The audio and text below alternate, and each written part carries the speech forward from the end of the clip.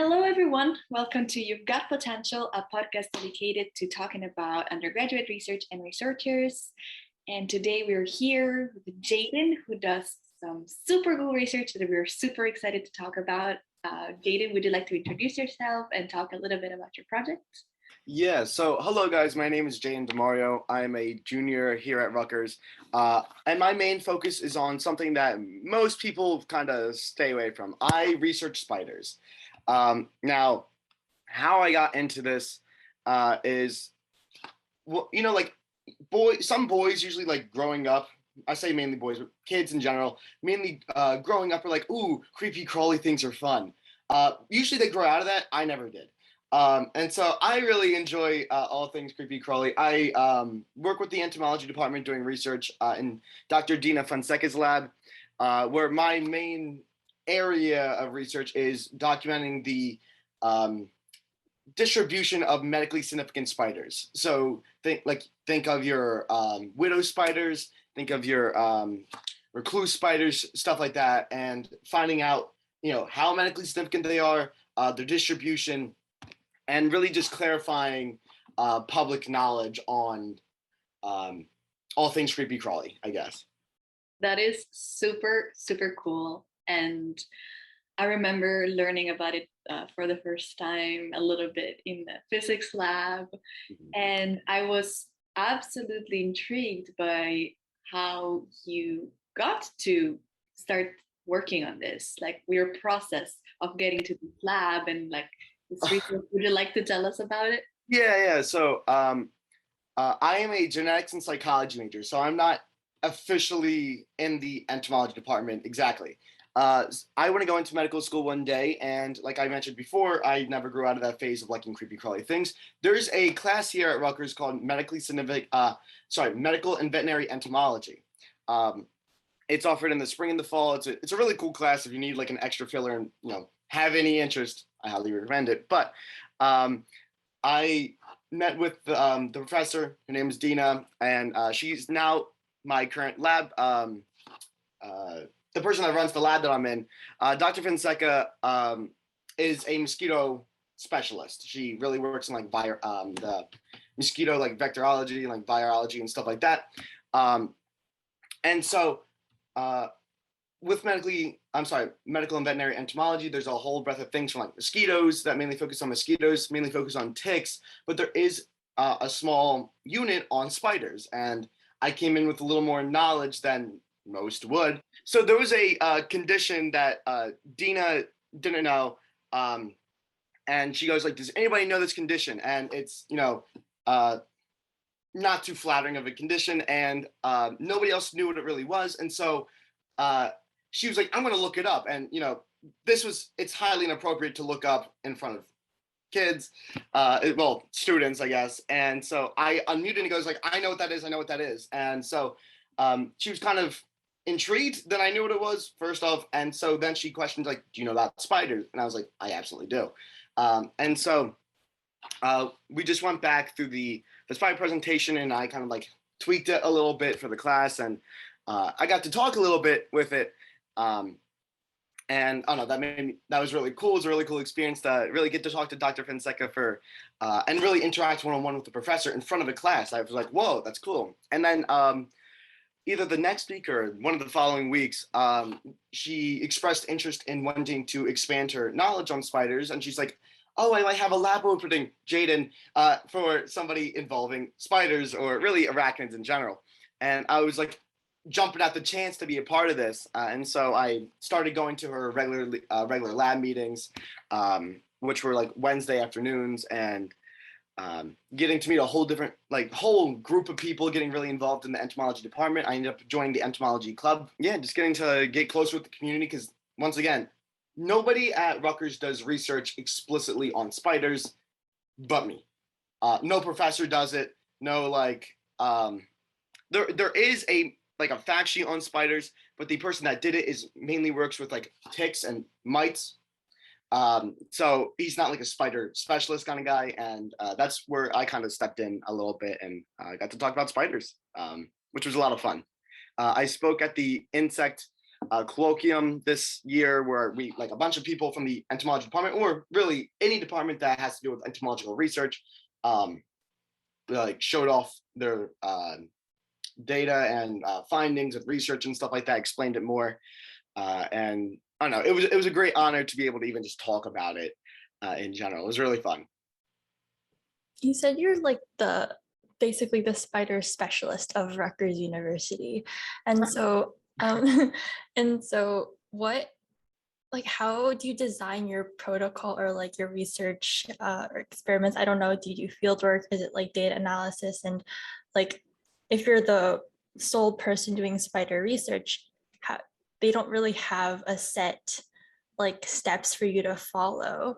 And so you kind of have to invent your own experiment yourself. So how does that work? Yeah, so I didn't really do too many things experimentally. What I did do for the most part was, like I said, the distribution of medically significant spiders. So it was mainly taking already published data and then firsthand accounts and kind of mixing it together and like to see, hey, where really are these spiders? And then from there, I published, I'm getting in the works of working and publishing a fact sheet on spiders. Rutgers does have one, but it is at this point nearly a decade old and could use some refreshing. So the main thing was there was this one paper that I wish I remembered. I should probably just came with it on the top of my head, but it showed the distribution of northern black widow species. Now, for those of you who don't know, there's a northern black widow and a southern black widow. There's more than that, but when you hear black widow, there's not just one black widow. There's multiple different kinds. And so I used that paper as like my inspiration to go into the direction I'm going. And so what I did was I interviewed, I listened to people's stories who have firsthand accounts. And how did you find them? Sorry, how did you find them? How did you find these people? So luckily, Dr. Fonseca had a mutual connection with somebody that had an exact encounter. Well, more specifically, his daughter did. Now, I won't go into like, the personal details of their story, but she got bit. They were told there's no way it was a black widow this far north. And, that there's serious medical implications there for a younger, she's not a younger kid, but like a preteen, even a little bit younger, getting bit by a medically significant spider and then going to the hospital and then not really knowing, that even going so far to call like the CDC and being misinformed there. And so that, like I said, that's kind of like the spark plug for this whole thing where it's like, so, okay, so this has some serious medical implications. This needs to kind of be more talked about, if that makes sense. So what are some of these medically significant spiders and what makes them medically significant? Yeah, so am I allowed to share my screen? All right. Cool. This is the fact sheet that I started on. This is like the rough draft of it, but I defined medical significance as something that could possibly lead to some sort of like hospitalization. Will most of these kill you? No. In fact, mortality and fatality from spiders, very, very low, unless, allergies are different, but fatality from spider bites are very, very low. On top of that, most spiders can dry bite, meaning that they won't use their venom. And that's because for spiders that are, most medically significant spiders are not like huge creatures. They're not like those giant tarantulas that you're thinking of. In fact, I don't think there's ever been a recorded case of a fatality from a tarantula.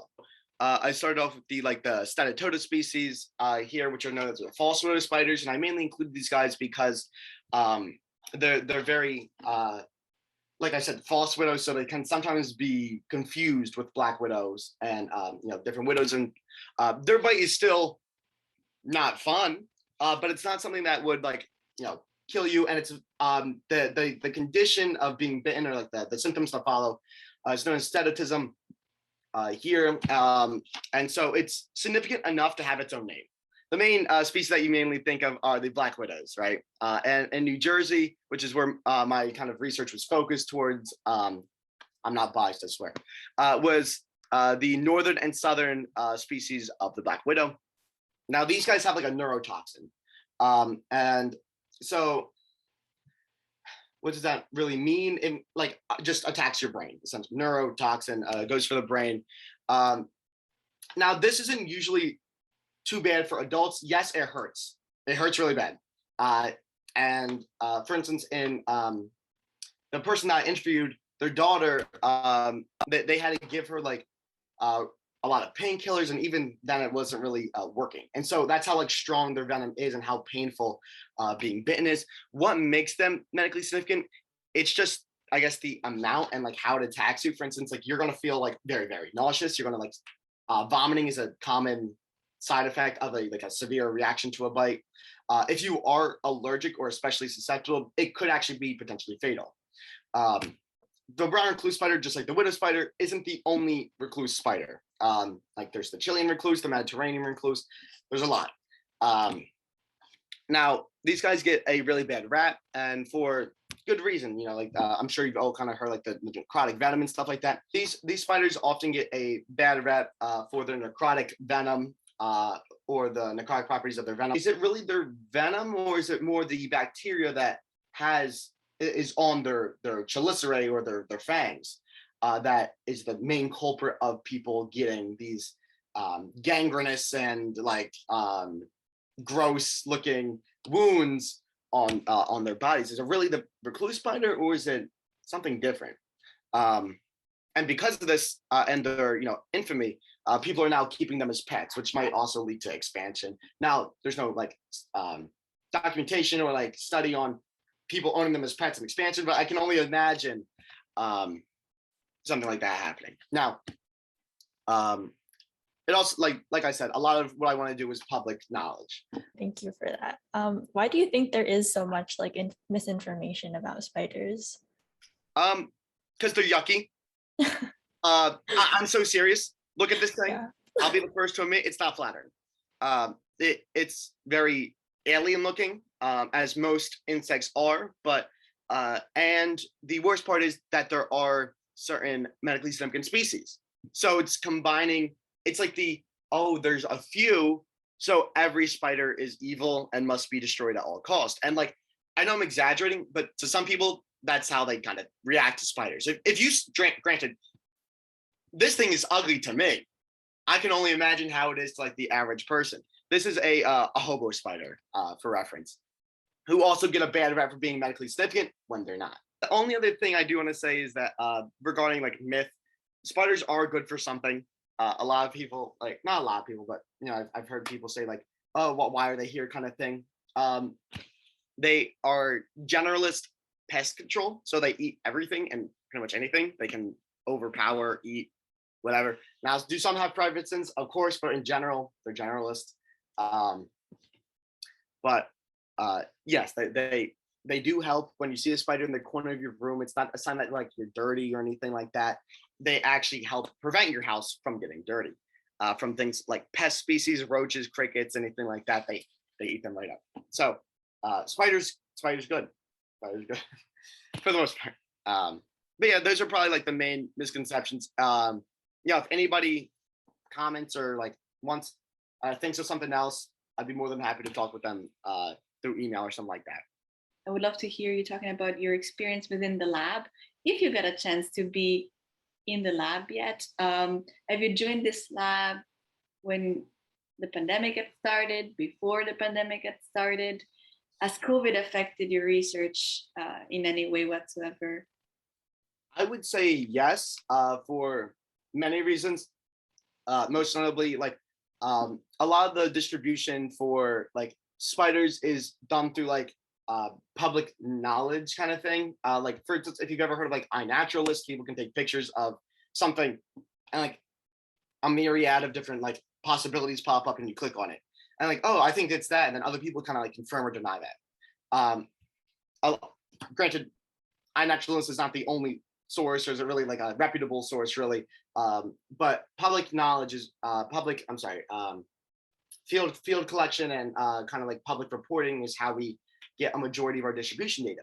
Now, I didn't get the pleasure to go into a physical lab, and luckily my research didn't really need me to so much because I wasn't doing like PCR, like DNA testing, or I wasn't like taking live specimens and like, doing stuff that way. I was mainly doing like distribution data. So luckily I didn't really need to be in a physical lab, but it also was a pain in the butt because I didn't get to, for instance, talk to my instructor in person. I haven't seen a teacher in person since like the March of 2020 or something like that.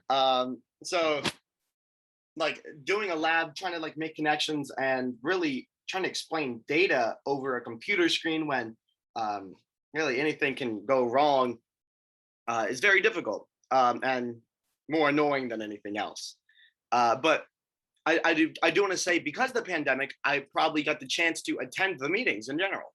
I had a class right before it, and I would have always been late if otherwise. So not saying, of course, pandemic bad, but like for me in this one specific situation, it might have helped in some sort of way and allowed me to actually do this research without Dr. Finstein being like, oh, you can't make it, so let's kind of scrap the idea.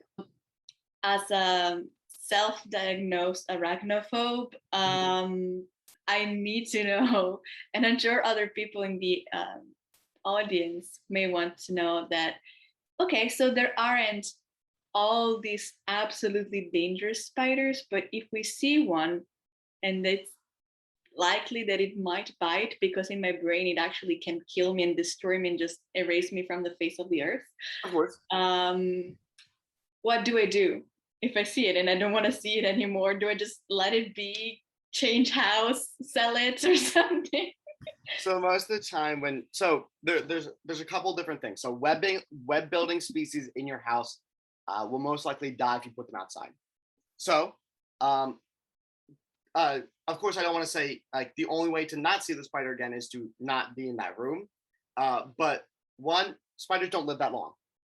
That spider's probably going to be not around by the next time that you see it. Two, the only time I would advocate for the removal of a web building species if you see an egg sac. Otherwise, you're going to have a lot of baby spiders, and even I don't want that. What do you do if you see like a larger wandering spider? Valid question. Now, these guys probably just wander in your house by accident. They can either be like males looking for a mate, or like, for instance, a wolf spider that you left the door open by accident and it just kind of like slipped through a crack. What can you do? Easy solution, paper towel in a cup kind of solution. That's one way. I'm sure you've seen like people throw them in jars and stuff like that. When you try this though, they're going to move. So you got to be prepared for that. I had a instance. There was a spider on my ceiling at one point, and I was in bed and I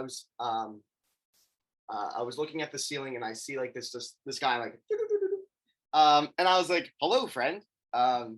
And so my mom was actually the person to point it out. It was like right, like it was slightly behind me and then it crawled in front of me as my mom pointed it out, and I was like, "Oh, sweet."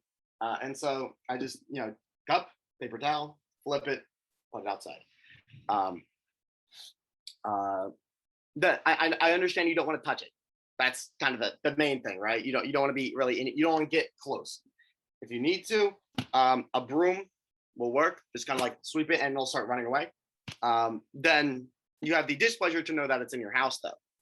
So usually getting rid of a spider, like a larger wandering spider, I'm kind of basing it off of that, is a kind of like a 2-person job, where one person kind of like sweeps said spider, the other kind of puts the cup on it or like coerces it into a container, because it's very difficult to do both, unless you don't mind getting close. But you have to think again; these things aren't going to hurt you, and you kind of just have to go in with like a thinking of you are to the spider, you are a giant monkey creature about 100,000 times bigger than it. So it's doesn't want to be anywhere near you. In fact, it is terrifying. It thinks it's going to kill, like you think it's going to kill. Sorry, you think it's going to kill you. It thinks it's going to kill it. The risk of you killing it is so much greater than it killing you.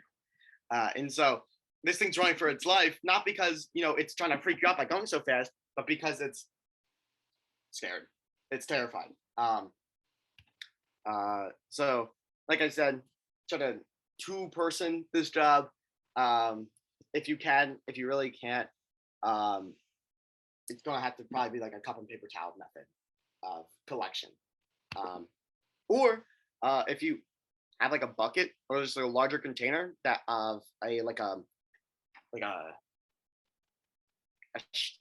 plastic consistency, larger wandering spiders tend to be a little bit larger, and so their climbing isn't as good, and so they might not be able to climb up quick enough to before you like put like a lid on it or something like that.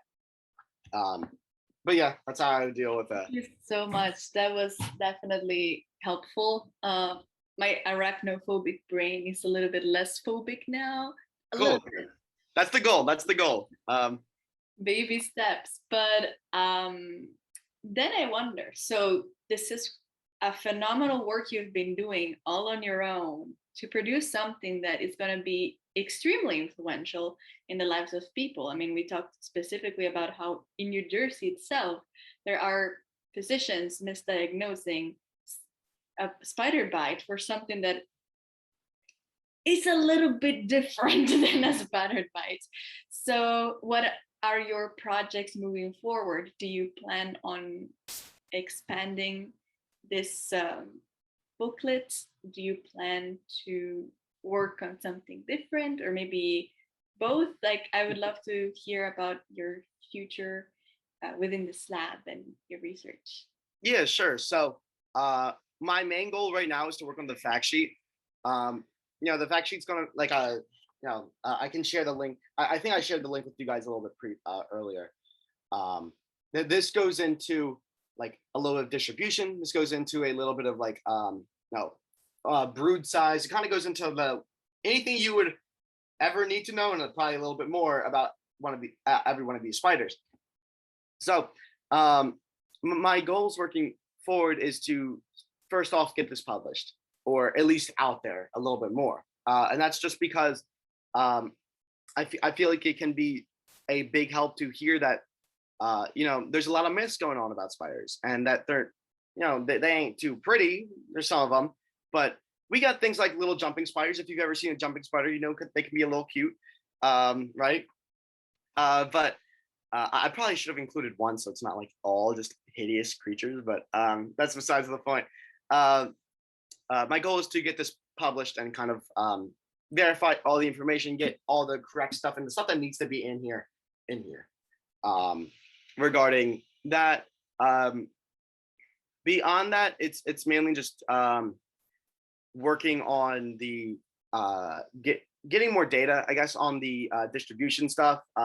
Really, I focused on the Northeast, but we can always expand south or western, maybe even to look towards invasive species and their impacts next. There's the Loro spider, which is a invasive species from either Korea or Japan. It's a Far East Asia species, is now in the United States for some reason. How to get here? Still kind of being talked about. What's its significance? Still being talked about. And so documenting that maybe a little bit more and trying to see what their ecological impact is. And beyond that, I kind of want to continue doing like the public health stuff with this, at least in this department. I feel like that's more, I don't want to say useful than like the just figuring out like the why are the spiders here and stuff like that. Of course, the ecological impact is very, very important, but I feel like it's more predominant to focus on like what, like the I guess like the phobia, maybe more of the psychology behind like why are people scared of it, what stems it, how can we prevent it, and like having people see the good and our creepy crawly friends. You mentioned you want to be a doctor in the future. Is there any way you want to tie in your research with spiders into your future career? Yeah, so of course, if I say I want to go into oncology, but it's so difficult to say you want to go into a specific medical field before getting to medical school and doing like your rounds and kind of seeing what there is to see. So let's say I do end up going like maybe pediatrics. I need to be able to identify a spider bite quickly. I need to be able to do stuff like that. And even beyond that, in terms of oncology, though it's not spider related, there is a wasp species in Brazil whose their venom is being studied to because it's a good killing agent for cancer cells, but not too harmful to regular cells, like the healthy cells. So like that's like one way to group entomology and oncology, which seem to be two seemingly very distant related fields. In terms of spiders, like I said, it's mainly just going to be identification and awareness if I choose to pursue, like pediatrics, immunology, for instance, like allergic reactions. And, if somebody has an allergic reaction, I want to be able to identify, is this a spider bite, maybe like a bee sting, something different like that. Of course, you can tie entomology into anywhere. This is all so cool. Thank Even you. as an arachnophobe, I mean, I commend your unbelievable knowledge, considering, again, this is like a one person's job. It's very, very impressive. I got to talk to you about this super cool stuff a little bit in the semester, but I mean, to hear it all in one right now, it's just, I mean, mind blowing. Again, it's just so inspiring, so motivating, but so intriguing too, to hear so much knowledge from someone so young about something that really can change the lives of so many people. And thank you for doing what you do and keep going. I mean, like, this is so cool. So cool. Thank you so much for being here with us today. We loved it. I did. I'm sure the listeners will too, but Thank you. I appreciate that. For anybody listening, keep in mind that bugs in general, not just spiders, are really here to help you for the most part. Are there pest species? Of course, but things like spiders, the predators, I'm sure you guys are more fond of things like praying mantids than spiders, and they kind of serve a similar role in nature, getting rid of all those gross bugs that you really don't like. And so the only things to really ever worry about are things like mosquitoes and ticks. And like I said, the few spiders that are medically significant tend to be very small and very reserved. Black widows, recluse spiders, they're small. They don't want anything to do with you. Like I said, try to think of yourself as a creature 100,000 times its weight. It's scared of you. And so I'm sure you've kind of heard the analogy, like it's more scared of you than you are of it. It's 100% the case. And, maybe next time you see a spider, you'll hesitate before you bring out the flip flop, just a little bit. But thank you guys so much for having me. thank you for coming. And I would like to give you our official best of luck for your future, for the rest of undergrad, for your research, for med school. And to you and to all of the listeners, I would like to remind that you've got potential.